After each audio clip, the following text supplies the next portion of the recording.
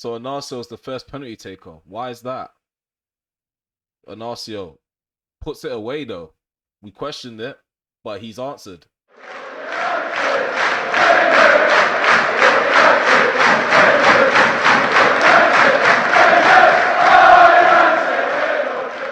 So, welcome back to another video on the Manchester United, fixing Manchester United. It's a Man United rebuild on Football Manager 2022.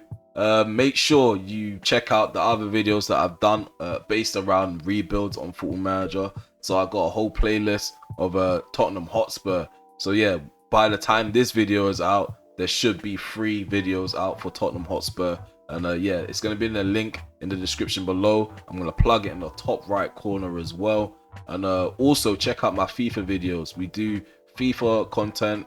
We are in season 5 at the time of speaking. But yeah, we are going to be talking a bit about this season and how we got on. And the first thing we're going to talk about is the staff members. So last season, we managed to do well. We did a double. We won the Carabao Cup and we won the Premier League. So we're not too bad. We're not far off of progressing to like challenging for Europe and stuff like that. One thing I did want to do is improve the staffing. I am still stuck with Mike Phelan. I do want to improve that, but he wasn't like the main priority. The assistant manager being changed isn't a priority. So we did prioritize like other things like performance analysts, coaches, the recruitment team, the medical team, and as you can see, we have the highest average in the Premier League. So we have one of the best coaching teams, best recruitment teams, and medical teams, and that's the standard that you should come to expect of Manchester United. So yeah, all of the things that needed to improve upon, we've done it. So Ishmael Fernandez, we got him in as a fitness coach. Anthony Colbert, he's a really good coach on this game. Is there any other additions? Yeah, Raul Pelaez, you probably spotted him from our Tottenham save. Got him from Barcelona on a free. Yeah, he's got really good attributes for a performance analyst. Sadar AR, he's another performance analyst as well that I signed for Tottenham in my other save. Some of these guys, they're just going to be reoccurring characters in my saves because they're just that good at what they do. So yeah, it's just about improving and enhancing our chances off the field. If you got everything down packed off the field, the on the field performances should really come with it. So in terms of this season, in terms of our transfers, at the end of the last video, I did make it clear I was in for a left back, I was in for a striker. The main thing was Karim Adeyemi, because yeah, I just identified him as like one of the main targets for me. Left back, I just wasn't too sure going into this season who it was going to be, who I was going to sign. But I am going to review who I signed and who those players are. So yeah, Karim Adeyemi, we got him for around 72 million. He could potentially rise up to 90 million. Some people say this is a rip-off because he's young and he hasn't really proven himself at the top level yet. But I just know the ability that he has, the ability that he possesses. And on top of that, I play Football Manager, mate. I know this guy is going to be good if you have him in the right system. So in terms of the left back, Luke Thomas, we signed him from Leicester City, 45 million to 55 million. It's going to rise up eventually. Do I think I overpaid for him? Yes. Do I think the British tax, the Brexit tax has had an effect on his price and the fee? Yes. But is his ability still good as a player? Yes, he's still a good player. If you take a look at his individual stats, he's really good. He's really good, in fact. He's got good crossing, got good pace. His natural fitness is good. His strength is decent. His work rate is good. Like, he just has the ability to be a Man United fullback. And yeah, I think I got it right. You'll probably see later on down the line in the video why I believe I got it right. So in terms of Ethan Laidlaw, he's a striker with high potential that I signed just to bolster the youth academy. On top of that, I do see him like making it into the first team eventually. I do probably need to look to move him out on loan at the end of the season. But yeah, I'm going to get a bit more into that by the end of the video as well. So in terms of people that have left our club, we didn't have any significant outs other than Fred. We sold him for 9 million. We also sold Deshaun Bernard, Ethan Ennis, Iqbal, and hardly, all under 1 million as well. Actually, no, the Sean Bernard 1.8 million, the rest under 1 million. So altogether, we made about 12.25 million in sales. So I've noticed that when using Man United, you kind of tend to like pay more money for certain players. But if you're like Tottenham or something like that, like you're not kind of asked like to pay big sums of money.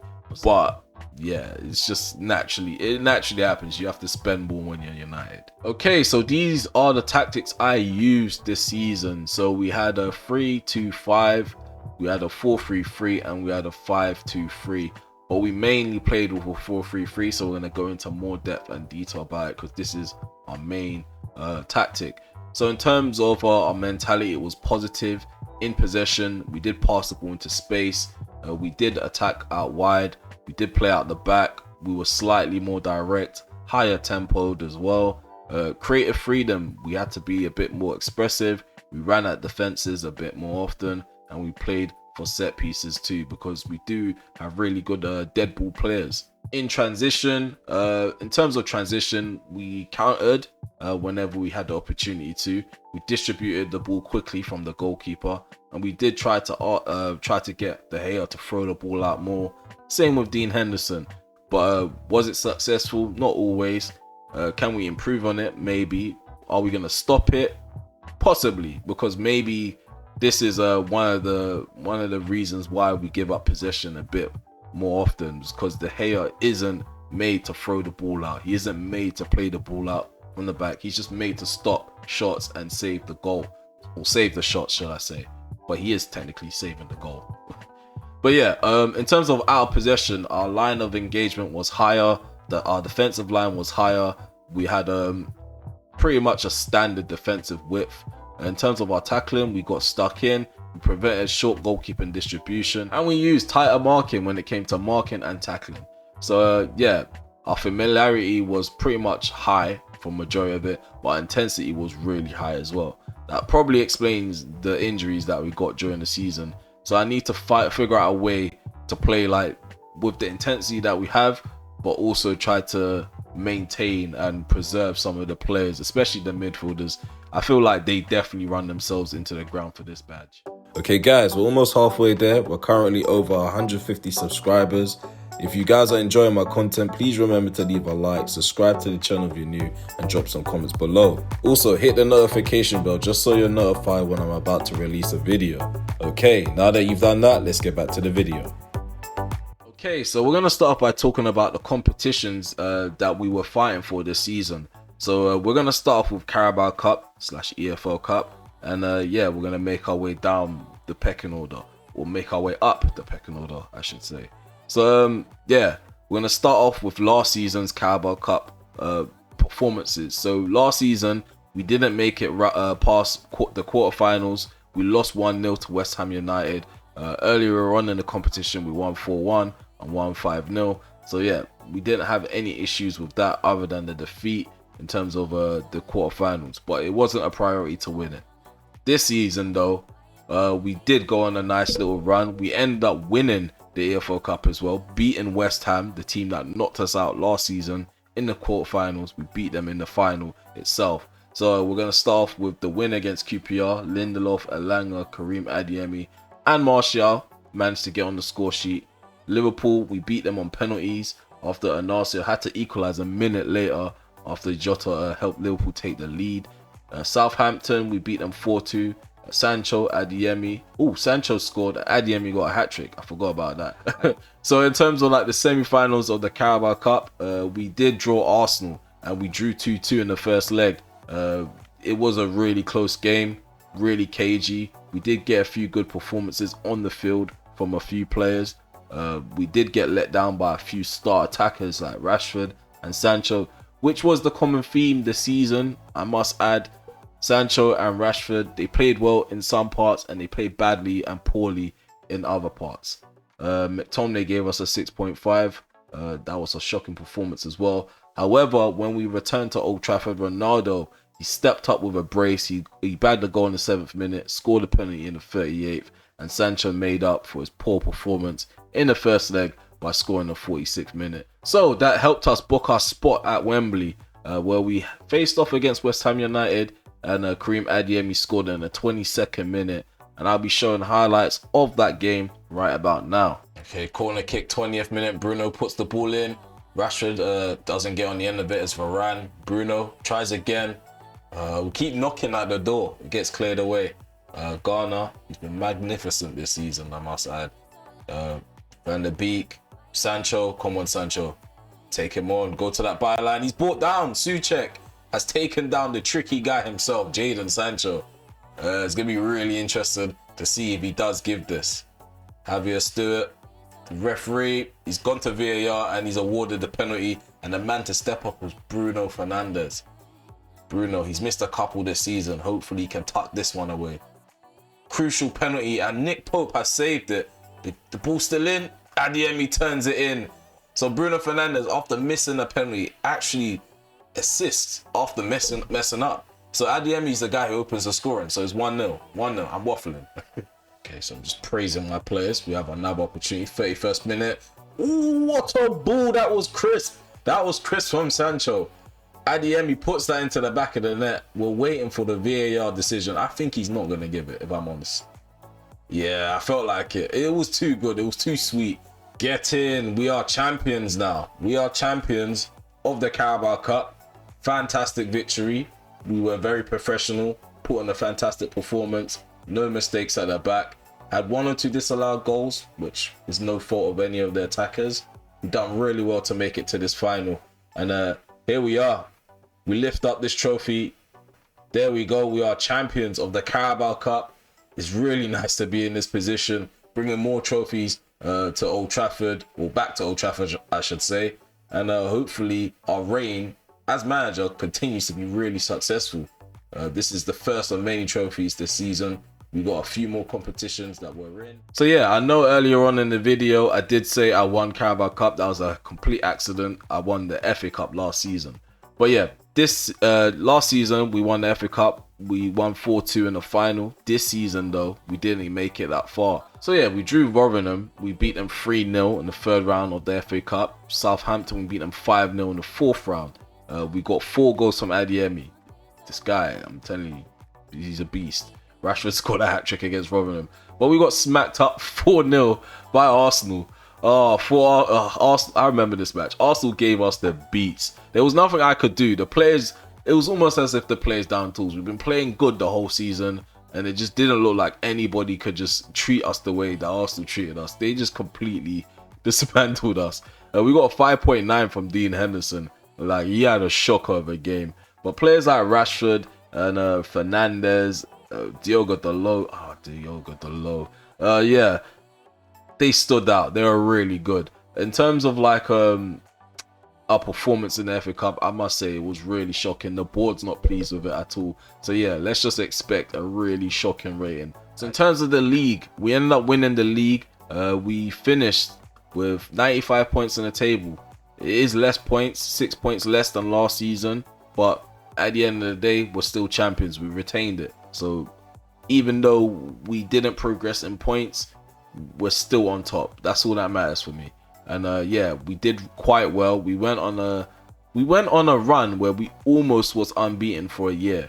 So if we take a look at the previous calendar from last season, so our last defeat, well, last season our last defeat was 14th of January 2023. We lost 4-2 to Liverpool. Yeah, we lost 4-2 to Liverpool. In the very next season, we didn't lose up until the 6th of January 2024, and that was a defeat to Manchester City, a 2-1 defeat, I should add, away from home. So yeah, the league, we ran away with it. Fantastic performances from a lot of players. In terms of like our team overview in this league campaign, we did do well for majority of the statistics. So we had the most shots for us, most points per game. We didn't have the most goals. City had the most goals, but only just by 1. Fewer shots against, so that means we were really good at nullifying most of the attacks from opposition. The only thing that worries me is that most of these games we did come out of them with like less possession than the opposition. So even if we did dominate them score sheet wise, we didn't dominate them possession wise. Like, we didn't keep the ball. So that's one thing that I do want to improve on. It may be a tactical thing that I might need to improve, or it might just be a change of personnel. We don't know. Maybe in the future, signing a midfielder might be considered beneficial, or like maybe switching up the tactics. Like I said, overall, maybe the personnel are right. Maybe the positionings and the roles are wrong. I don't know. It's just something about possession football. I really like to play possession football. That's all it is. If you can't keep possession, then I kind of don't want you in my side. And I kind of think Bruno's one of them players. Like, he just doesn't keep the ball. He's very direct, which is why I signed Eriksen. And when I play Eriksen, we tend to keep the ball more, and we still get the same kind of attacking output. But yeah, just to end this part on a positive note, because we just went in depth on a negative point, is goals conceded. We kept that down to a minimum, so we conceded only 27 goals this season, which is quite impressive. See, this is why it's good to analyze these things, because you find out what the problems are. So indirect free kicks is a problem when it comes to set pieces, and I probably have to dig deep and look further into like open play. What causes it? Is it a through ball down the middle? Is it the flanks? Are the opposition getting more goals from the flanks? I probably need to do a bit more research to find out, just to improve and basically tighten us up at the back. So the data hub actually refers to the Premier League, so it makes sense to take a look at everything while we're talking about the Premier League. So in terms of our general performances in the Premier League, we have 2.32 goals per game. Expected goals is 2.18. Conceded per game, 0.71. Expected goals against per game, 0.86, which is quite good. It's really good, in fact. Like I said earlier, the thing that bothers me the most is our passing completion. Our passing completion isn't that great. It's pretty much average, as you can see right in front of us. Yeah, so that's average. We're going to take a look at the specific analytics though. So we're going to look at attacking. So in terms of dribbles per game, we are running away with it. In terms of the average rating in the Premier League, we do have a lot of good dribblers on the ball. So Bruno, he can carry the ball. He's not the best dribbler. Sancho, he's wicked. Rashford, he's quite good at dribbling as well. Martial, when he plays, he's a good dribbler. We just have a lot of good dribblers around the field, and that's just something that I want to continue. So we're going to take a look at the defensive analytics. So as you can see, our tackles attempted per game isn't that high, especially for a team that where the instruction is for the players to get stuck in. So it's either we lack bravery, or yeah, it's impossible. It's impossible that this can be this low, because we don't even have that much possession at the end of most matches for us to not be attempting tackles, especially if we have players being instructed to get stuck into tackles. So there's no explanation to what's going on here. So I'll probably need to do further research to see what's going on in regards to tackles attempted. Clearances per game, again, we don't have enough of the ball for this to be this low. I don't know how we're able to nullify opposition. Maybe we just allow them to pass the ball side to side. Maybe the opposition don't have progressive possession. Maybe they're just passing it back. Maybe they're passing it to the left, to the right. There's a lot of context that I don't have at the moment, but I only have this right in front of me. So yeah, I'm just reading it out to you. In terms of interceptions made per game, that there is a massive relief, because we do play with a ball-winning midfielder.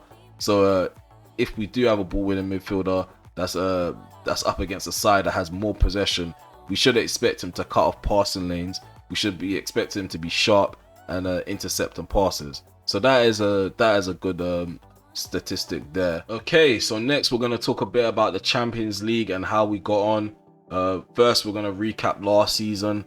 Last season in the Champions League, we did really well in the group stage. We made it out of the group. We played Shakhtar Donetsk in the round of 16, where we beat them in the tie. We beat them 7-4, sorry.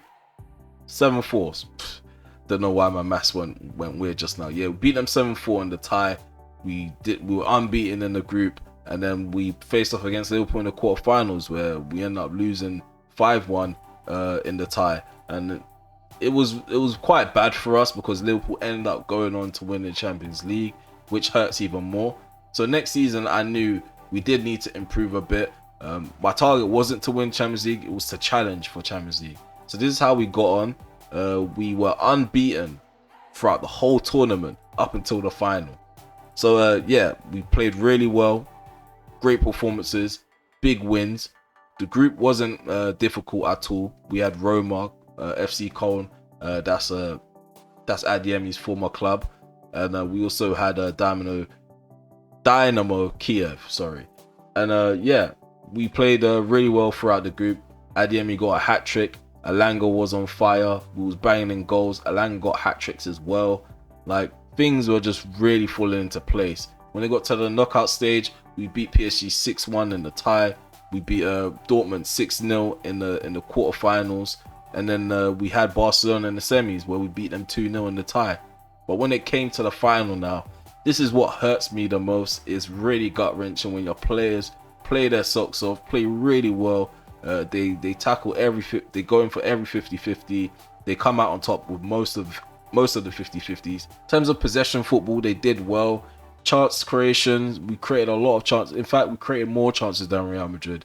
But it just wasn't the night for us. We are going to take a look at the stats a bit, and then I'll show the highlights. But yeah, if we take a look at the overview, we scored the most goals. We had the most games without losing, 13. We had the best form. We took the most shots, most dribbles made. So we were really positive in this competition. We will lighten this competition up with positive football, entertaining football. So even though we lost, there is still something to take from this. There's a lot of things that we did well, and we just need to tweak a few tactics here and there, maybe next season, just so we can ensure that we get over the line. Maybe we played too much entertaining football. Maybe we were too positive. Maybe if we defended, or maybe if we were a bit more defensive, we probably would have been a bit more professional in that performance in the final, and then we would have got over the line. When I say professional performance, I mean like doing what needs to be done. So whether that's tactical fouls, sitting back, being boring, and just killing the opposition's attacks. And yeah, again, we're not one of the sides that had most of the possession. So the fact that we went into the final, played possession-based football, and did it well was a surprise. But the fact that we wasn't able to keep the ball, that also led to us conceding a goal in normal time. So, I mean, like I said, for the Premier League, there's a lot of things that we need to improve on, but there's a lot of things that we're getting right. So yeah, with all of that being said, these are the highlights for the Champions League final. Okay, 31 minutes played. Nothing really entertaining has happened so far. There's Varane brings the ball into the Real Madrid half. He's carrying it. There's Eriksen, nice ball into Rashford. Rashford one-on-one with the keeper. Takes a shot. It's gone into the back of the net, but we are going to wait for VAR. Are these celebrations premature? Let's find out. No, they're not. We are leading. We are leading in the Champions League final. 31 minutes have been played. Eriksen with the assist. Rashford with the finish. This guy at the moment, he's having issues with his contract talks. And he's kind of showing me that he does deserve a new contract. There's Mendy, Kroos. Come on, need to stop playing around. Get this out of our area. Here's Mendy on the left-hand side. Kroos. Casemiro. Valverde. Oh, what's going on here, man? Poor defending. Poor defending all over the place. Brahim Diaz with the finish. The former Manchester City player has come back to haunt us. It's 1-1. So Ignacio is the first penalty taker. Why is that? Ignacio puts it away though. We questioned it, but he's answered. 1-0 to United on penalties. Lewandowski is the first guy for Real Madrid. Composed.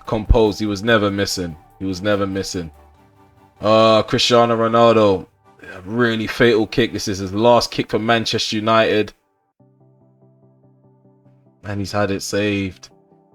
I would hate for him to go out like that. Paul Pogba, former Manchester United centre mid, left on a free twice, has his penalty saved. David De Gea has brought us back into this penalty shootout. So it's Christian Eriksen. It's come from a lot of adversity. I don't think I want to bring up the situation, but we can bring this up. He scored in the penalty shootout. Really clinical penalty. That was Marco Asensio up against David De Gea. Let's see what he's made of. Puts it in, quite confident. It's 2-2 on penalties. Adeyemi stepping up now. A lot of weight on such young shoulders. And he's cool. He puts it away, bottom left. Brahim Diaz scored during the game. Brahim Diaz. It's a straight run up. Takes it. Top bins. Really confident. Former Manchester City player. Makes it 3-3. Basuma. Barely much to do in this game. Has he got the bottle? He has the bottle. He puts it down the middle. 4-3. This is an interesting and intense penalty shootout. Come on, David De Gea. All the energy is in your hands. Eder Militao up against David De Gea. David De Gea has already saved one spot kick. This to win the shootout. This to go to sudden death. Oh, he was close. He dived the right way. But he tucks it away bottom left. So it's Varane against his former club. Oh my god, this is so intense, guys. I don't think you guys understand. Commentating and also being one of the managers of the club is not easy. So Varane puts that away. It's 5-4. And yeah, Casemiro's coming forward. I'm not gonna lie, this video, this clip here is gonna make this video extra long. So there's Casemiro, straight run up. Nope. Checks his run up. Hits the post and it goes in. 5-5. Marcus Rashford showed very little emotion according to the analysts. His body language has proved to show that he was just calm all along. He wasn't nervous. 6-5 on penalties. This is really nerve-wracking. Oh my god, De Gea, you gotta make a save one day. Valverde, the next guy to take the next penalty for Real Madrid. Oh, this is really nerve-wracking. Come on. Oh my god, every time it hits the back of the net, my soul drops. My soul drops within my body. Oh, Ghana, please. Oh my god. Oh no.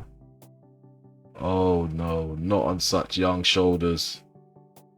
Not on such young shoulders. We can't have this. Kimpembe to take the final penalty. Could this be his revenge for Dalot's little VAR trick all the way in Paris?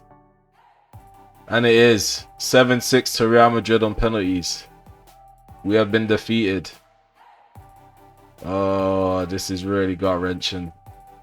Another defeat. So 3 finals in a row Manchester United have lost in the Champions League, and all 3 of them were against Spanish sides. This doesn't get easy to watch. This doesn't get easy to watch.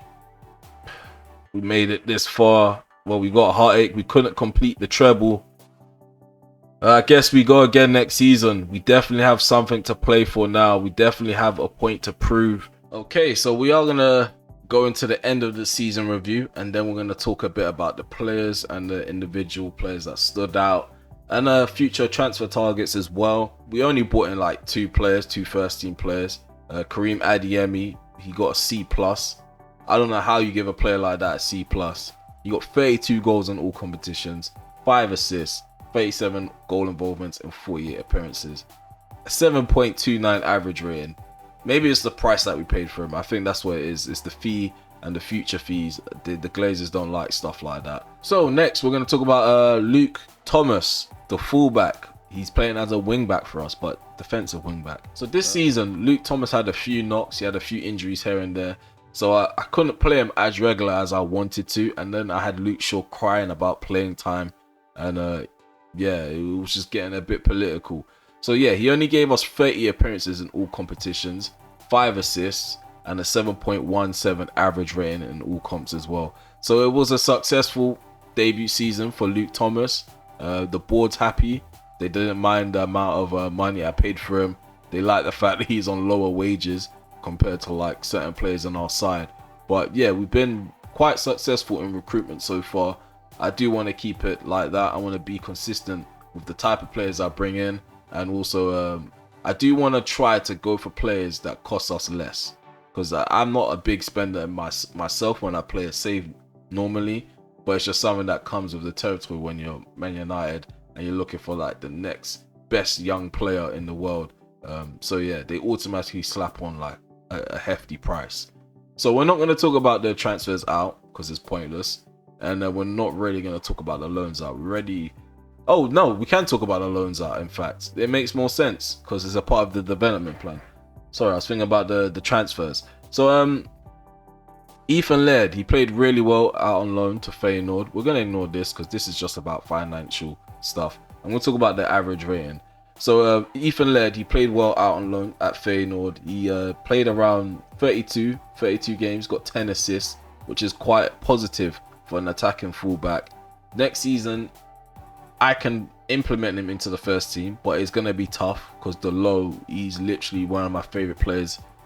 It's like every season there's going to be a new favorite player, and Dalot's one of them. Yeah, he can be the second choice right back if he wants. Brandon Williams, I've been playing him as a backup left back from time to time. Sometimes he fills in that right back. And Wan-Bissaka, I'm probably going to move him on. So there is space for Ethan Laird. But at the same time, if there's space for Ethan Laird, does that mean I can maybe bolster the squad by adding a right back and maybe loaning Ethan Laird out again or selling him on? Because yeah, the right back position definitely needs adequate cover if we want to maintain the level that we're playing at. And I think if Diogo Dalot takes a knock, we are in serious problems. In terms of Dylan Levitt, he's going, he went out on loan, but he's going permanently at the end of the season. He only played like 2 games for Montpellier. This is ordered by average rating because he only played 2 games. He probably had 2 great games and he's got a high average rating. So really and truly, I'm just going to ignore the players that haven't played over 20 appearances like Diallo. Diallo, he's another player that I'm going to look to move on next season. This is just a heads up to you guys. Moving him on. He's not my signing. That's Ollie signing. The Glazer signing. I have no attachment to him. Joe Hugill, fantastic player. He's one of the players I'm thinking about promoting next season. He went to Ipswich Town, played really well, gave them 42 appearances, gave them 18 goals, and then he's got 5 assists. I think in all competitions, he's got more than that. So let's just double check that. Let's fact check. Oh no, that's about right. I think I read something wrong before about him. But yeah, when it comes to Pellistri, again, another player I'm moving on. He's not my player. Reece Devine, I'm going to move him on. Mengi, going to move him on. Shatire, I'm going to loan him out again. Hannibal, there's space for him. I think there's space for him next season. He's had a shocking loan move to Panathinaikos. And yeah, but he still has a really good potential. As you can see, his current ability is 146. His potential ability, it's around 3.5 star, which is still good. It's still good for a United side. He could probably be a squad player next season. And if he does impress, because he is young, he's probably going to have a bit more energy than Bruno and Eriksen. And he's probably going to be more inclined to be ready to play like 3 games in a row or 2 games in a row. Whereas if I play Bruno twice or Eriksen twice, it has the rest symbol next to the name because they're always knackered. So that would be a really good addition to the side, just having Hannibal there, rather than just relying on 2 players that are getting on with age. Having that young player is quite good as well, just to inject some energy into that midfield. So just like last season, we got a B- in the league. They expected us to challenge for the title. We done one better. We actually bought them back the title, but still not A worthy. So Champions League, we got a B. Again, I think we should be getting an A. Not only we outplayed every team we came across in the Champions League, including the side we lost on penalties to. We made it. We made it to the final. Your expectation is quarterfinals. We're runners up. I mean, silver medals aren't great to have, but it's better than like being in the quarterfinals and just losing. But yeah, it's whatever. They're really ungrateful. FA Cup, we deserve a D. D for disappointment. Yeah, we didn't even make it that far. The fifth round is where we ended our journey. We lost 4-0 to Arsenal, as you already know. Carabao Cup, we won that. We won that with not with ease, but the match was quite simple. I don't think West Ham pushed us enough. We got one goal. I think we could have had more in that game. But yeah, to the board it wasn't important, so they gave us a C+. FA Cup Community Shield, we lost 2-0 to Liverpool for that one as well. Yeah, that's not important to the board. I forgot to talk about that. I'm sorry about that, guys. I forgot to talk about the Community Shield. We lost 2-0 against Liverpool. And Liverpool without a manager, by the way. Because at the time, Allegri wasn't... Yeah. The reason why I'm laughing is not because we lost to a managerless Liverpool. It's because of what Jurgen Klopp has gone and done. Like, he's literally done something that I just wouldn't have predicted. Like, imagine Arsene Wenger joining Manchester United after the battles that United have had with Arsenal. That's literally what Jurgen Klopp has done. He's literally gone to Manchester City. Like, he's gone to City and finished third. He's finished below the team that he's just left, which makes no sense. But the scary thing is that Klopp has a better side than he did at Liverpool, if I'm honest with you. Like, on paper, these guys are incredible. Obviously, squad-wise, Liverpool are better. But, like, the type of players that City can just attract and just get just like that from a click of a finger is just insane. Okay, so we're on to revenue now. The finances. This is something the Glazers love to report on, probably annually. They love this. They definitely love this. Our sponsorship deals have gone up. 238 million. Broadcast revenue's gone up. Corporate and hospitality's gone up. Competition prize money's gone up. Match day commercial and retail has gone up. So in terms of our merchandise, 23 million worth of merchandise has been sold. Non-domestic sale amounting to 12.73 million of this total. 917,071 shirts were sold, and that contains a bundle of Bruno Fernandes, Ronaldo, Rashford, Adeyemi, there we go, shirt selling, and Sancho.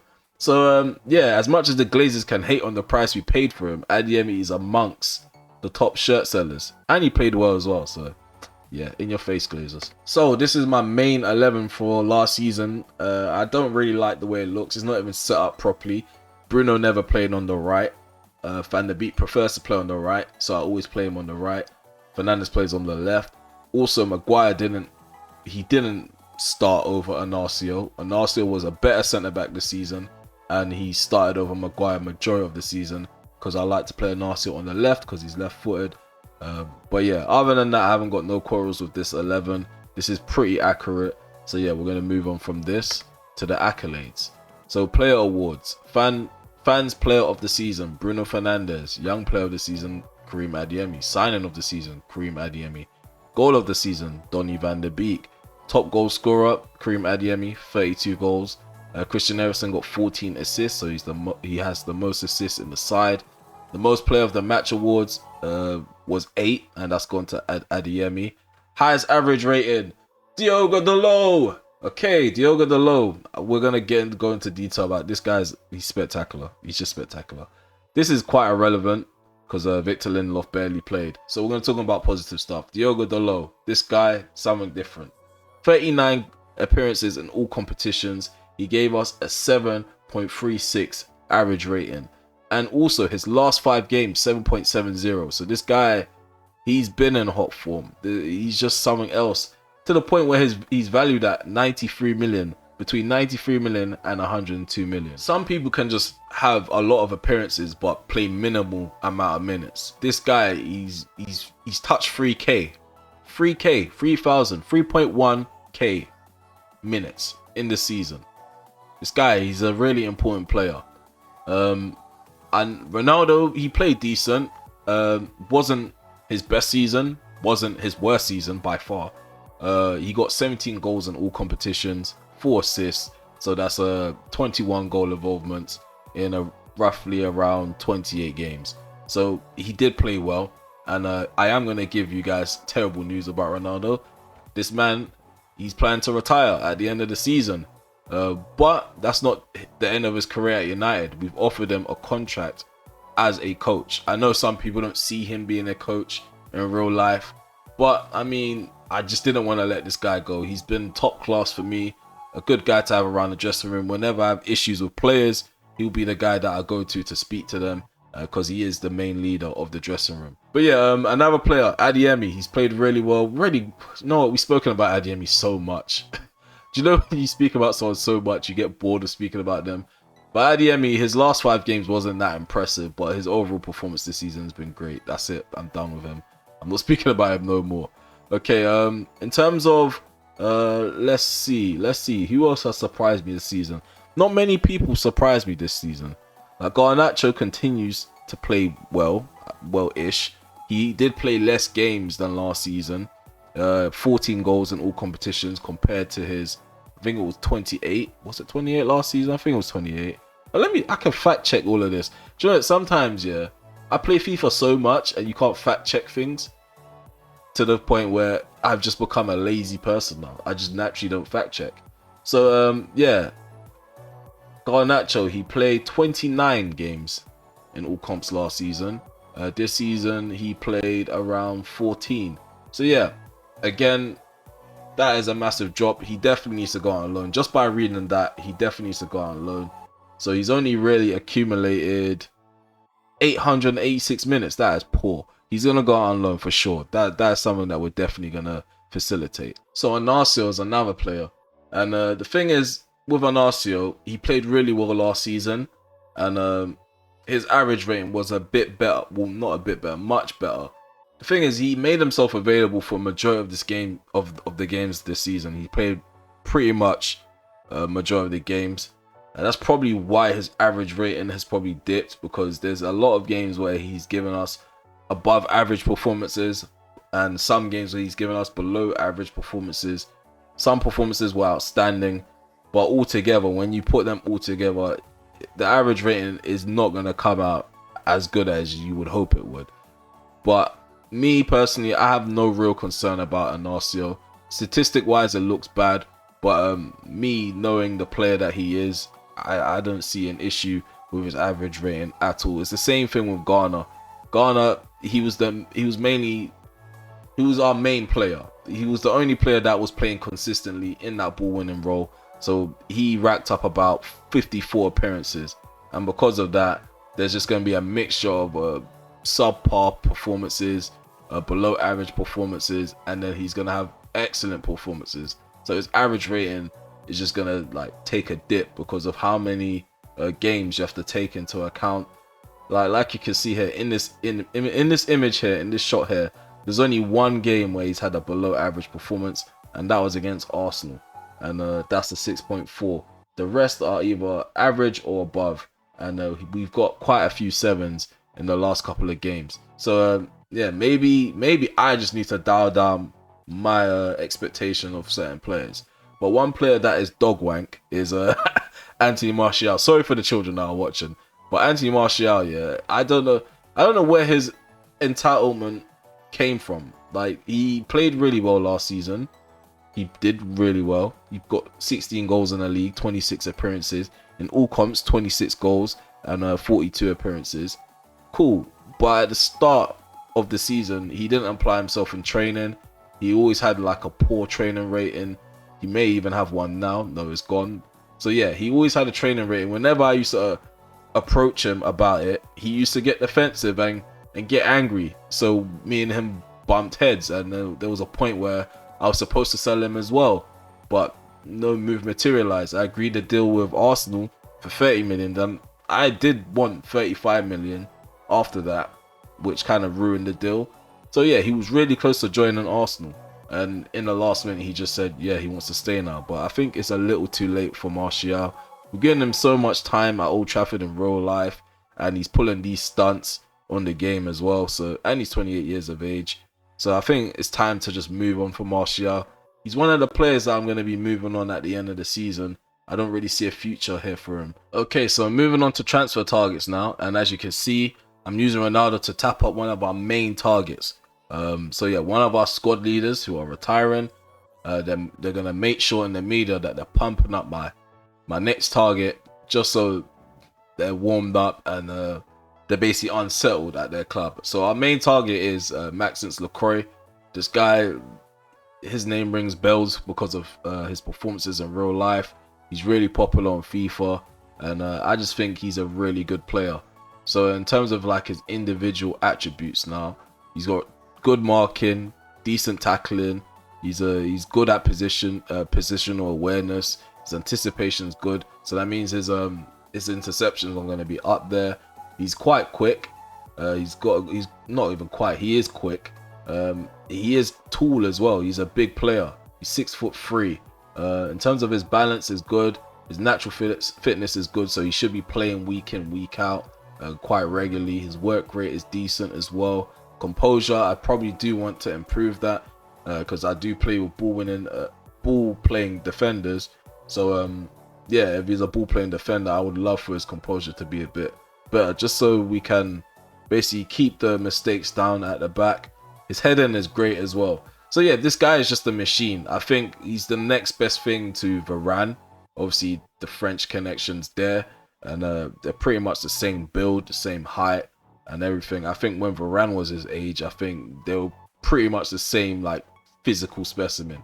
So yeah, Varane was quick. He was tall. He was good in the air. His awareness is just up there. So yeah, he's definitely like the next best thing to Varane. And he's probably the next step to actually getting the Champions League trophy over the line. We do have the talented players. We do have the tactics. We do have the foundation. We do have the staff. And yeah, and we do have the ideas. If you run out of ideas, that's a worrying thing. And I still got more ideas, because the centre-back role isn't the only role that I want to fix. I want to solve this midfield position. I am going to switch up the tactics a bit. I am probably going to go into detail about those tactics that I have in mind for next season. I do want to add an extra attacking midfielder, not like direct attacking, but someone that can play in an attacking role in this midfield three. The ball winning department, we can either try to convert Yves Bissouma into a ball winning defender, that's a defensive midfielder, or we can just get two centre mids and probably move one on, maybe McTominay, maybe cut our losses with Bissouma because he's not playing week in, week out. And on top of that, yeah, we just definitely need to bolster this midfield, because injuries shouldn't be a factor for us to not win the Champions League. So in terms of my ideas and stuff, like I said, I've not run out of ideas. If anything, I've got even more ideas, and that defeat in the final has only motivated me to come back stronger and come back aggressive. Aggression is the best way to describe my mood right now. I'm very aggressive and I want to be progressive. But yeah, that's it. I think we covered everything. We've covered everything. Transfers, staff members, how we done in the competitions, individual stats, team stats, targets, future targets, ideas. I think we covered everything. So yeah, if you enjoyed this episode, please remember to hit the like button, subscribe to the channel if you're new, drop some comments below, and also share with your mates. Also, like I said at the beginning of the video, check out the other playlists that I've got: the Football Manager Rebuild with Tottenham Hotspur and the FIFA Career Mode Rebuild with Manchester United. Definitely get in the comment section below, interact. Yeah, I'll be responding to you guys. If you got any ideas, if you guys seen something that I haven't seen, if you think I'm a bit harsh on certain players, or if you think what I'm doing is good at the moment, just keep being progressive. If you see anything that I haven't seen or spoken about, call it out. Even if it's positive or negative, I don't care what the comment is, as long as you're commenting and engaging and you're giving me something to respond to, then that's positive. Was Luke Thomas a success in your eyes, judging by his stats? Was Karim Adeyemi a success in your eyes, judging by his stats? Did you think I did well in all the competitions, or well, not all of them? Do you think I did well in certain competitions? Do you think I did bad? What can I improve on in terms of the way I present the video or the way I coach the team? Am I heading in the right direction in terms of the foundation that I've built so far? Are my ideas and my tactical ideas good enough to actually get us the Champions League? because you saw we were unbeaten. Yeah, all I can say is thank you guys for the comments that you guys have been leaving on the previous videos. I do see them all, I do respond to them all. Even if I don't implement some of the changes, I have taken in your ideas and thought about it. It's not something that I'm just gonna brush over. So yeah, definitely just definitely get some comments in the comment section below, just so I'm fulfilling some of you guys' requirements in terms of what you expect in a Manchester United rebuild. But yeah, hope to see you guys in season 3. Take care and peace.